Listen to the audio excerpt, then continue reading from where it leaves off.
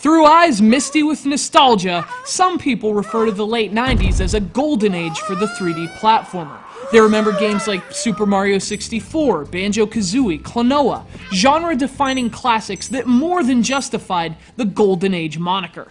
What they tend to forget is the staggering overabundance of clones and imitators, most of which weren't very good. There were a lot of A-list 3D platformers during the late 90s, but there were also quite a few B-listers, and there are even more on the D-list.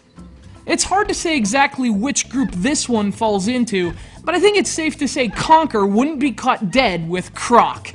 This is CROC 2 for the original PlayStation, and this is the Kathy Griffin of three-dimensional platform games.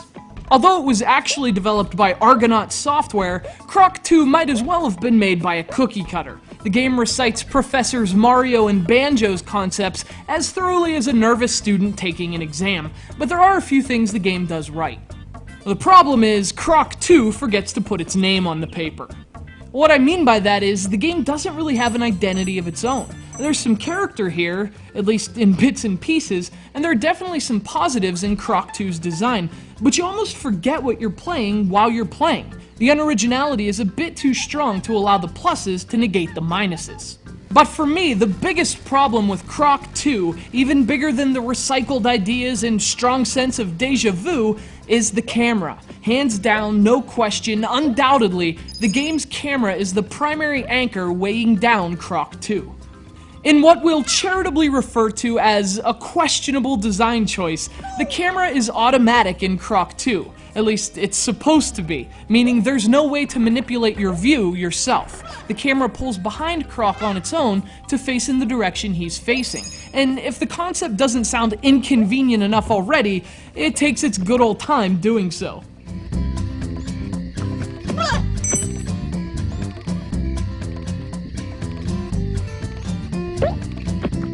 With a camera like that, simple actions like lining up a jump turn into struggles with a bad viewpoint. And for a game based entirely on running and jumping, that's a problem. And it's worth noting that manual camera manipulation wasn't some distant dream during this time. Lots of 3D platform games were already experimenting with giving players control over the camera. So for CROC 2 to do the opposite is just mystifying to me. Of course, the camera issue really isn't much of a surprise because this is the same camera from the original CROC. To the game's credit though, it did make some improvements on the original as well, particularly in terms of structure. Instead of being a linear experience like the first CROC, CROC 2 takes place in hub worlds. You don't have to complete their levels in any specific order.